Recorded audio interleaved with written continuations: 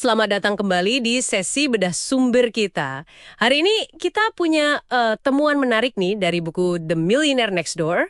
Buku ini coba jawab siapa sih sebenarnya para jutawan di Amerika.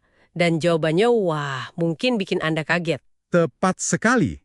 Dan yang menarik dari riset ini, bagaimana ia membongkar siapa sebenarnya mereka ini. Seringkali bukan orang yang kita bayangkan loh. Jadi misi kita kali ini, ya, menyajikan intisari terpenting dari temuan dan wawancaranya untuk Anda. Kita coba lihat melampaui stereotip kekayaan kita. Oke, siap. Mari kita kupas. Pertama, gini, definisi kaya di sini tuh bukan soal gaji gede aja. Fokusnya lebih ke kekayaan bersih, net worth. Total aset dikurangi semua utang. Minimal $1 juta ya, itu konteks tahun 96 waktu risetnya. Bahkan ada rumus cepetnya buat ngukur target kekayaan bersih Anda. Usia, dikali pendapatan tahunan sebelum pajak. Tapi selain warisan ya, terus dibagi 10. Wah, ada rumusnya segala ya. Iya, menarik kan? Ada patokannya. Nah, ini bagian yang sering bikin kaget nih, gaya hidup mereka. Anda mungkin bayangin rumah super mewah, mobil sport, lupakan itu.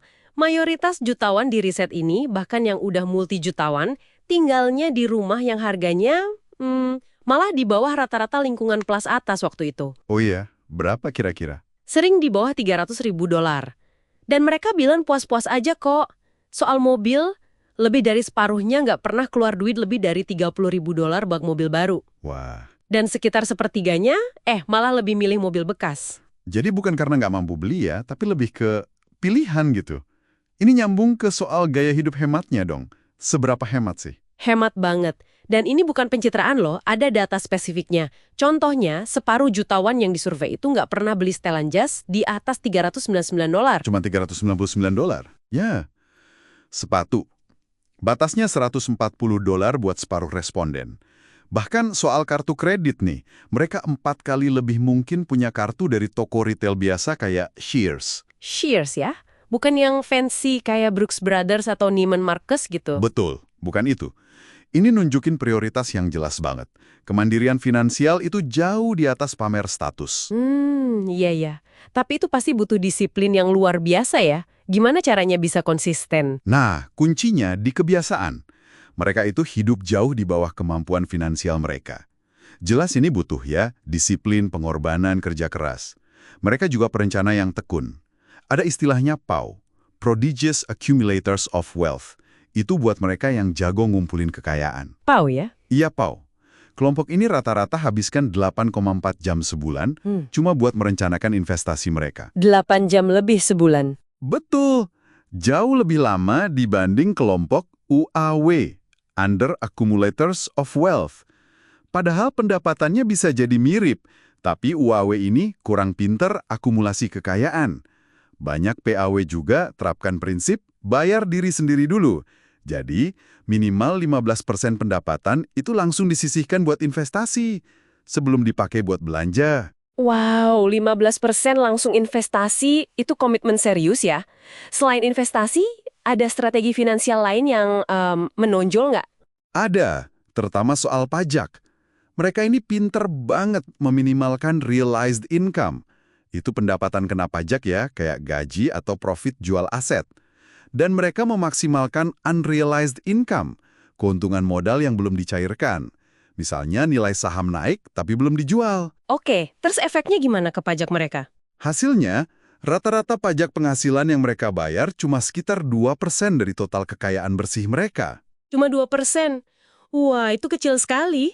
Dibanding rumah tangga rata-rata di Amerika, waktu itu yang bayar pajak penghasilan bisa lebih dari 10% kekayaan mereka tiap tahun. Nah, itu dia. Perbedaannya signifikan banget. Selain kebiasaan pribadi, faktor eksternal kayak keluarga gitu berpengaruh juga nggak? Tentu saja, lingkungan keluarga itu punya andil besar. Orang tua hemat, biasanya anaknya hemat juga. Tapi ada fenomena menarik namanya Economic Outpatient Care, EOC. Semacam subsidi finansial dari ortu ke anak dewasa. Subsidi ya? Gimana tuh dampaknya? Riset ini nemuin, kalau bentuknya hadiah uang tunai buat konsumsi, ini malah bisa nurunin semangat kerja dan produktivitas si anak. Jadi kontraproduktif ya? Bisa jadi. Sebaliknya, kalau membiayai pendidikan kuliah, sekolah lanjutan, itu dianggap investasi positif sama orang tua jutawan ini. Uniknya lagi nih, seringkali anak yang dianggap kurang sukses secara finansial, malah dapat IOC dan warisan lebih banyak. Wah, dinamika keluarganya menarik juga ya. Terakhir nih, soal pekerjaan mereka. Apa harus jadi pengusaha semua? Banyak memang yang punya bisnis atau wira swasta, tapi itu bukan jaminan otomatis sukses kok. Kuncinya itu nemuin niche pasar yang pas. Dan uniknya, seringkali mereka itu melayani kebutuhan para orang kaya lainnya. Oh, jadi melayani sesama orang kaya gitu ya? Seringnya begitu. Tapi ada ironinya juga di sini. Meskipun mereka sukses sebagai pengusaha, banyak jutawan ini malah dorong anak-anaknya jadi profesional. Profesional, kayak dokter, pengacara. Iya, dokter, pengacara, akuntan. Alasannya, risiko bisnis dianggap tinggi. Sementara keahlian profesional lebih portable, bisa dibawa kemana-mana. Namun ironisnya lagi, profesi kayak dokter, walau pendapatannya tinggi banget, seringkali malah masuk kategori UAO, kurang pinter ngumpulin kekayaan. Loh kok bisa? Pendapatan tinggi padahal. Kenapa? Karena tekanan gaya hidup konsumtif yang tinggi di lingkungan mereka, jadi habis terus uangnya. Oke. Jadi, kalau kita tarik benang merahnya nih buat Anda yang dengerin, menjadi kaya versi buku ini tuh lebih soal membangun pertahanan finansial yang kuat. Maksudnya, hemat, disiplin, perencanaan jangka panjang, bukan cuma ngejar serangan pendapatan tinggi aja. Ini soal pilihan sadar dan pola pikir ya. Tepat sekali. Ini lebih ke permainan defense daripada offense. Nah, sebagai penutup, mungkin ada satu pertanyaan nih buat Anda renungkan. Berdasarkan semua wawasan ini. Adakah satu kebiasaan kecil aja mungkin soal melola waktu, energi, atau uang Anda yang bisa Anda ubah mulai hari ini? Yang lebih sejalan gitu dengan prinsip kemandirian finansial ini, nggak peduli berapapun penghasilan Anda sekarang. Coba dipikirkan.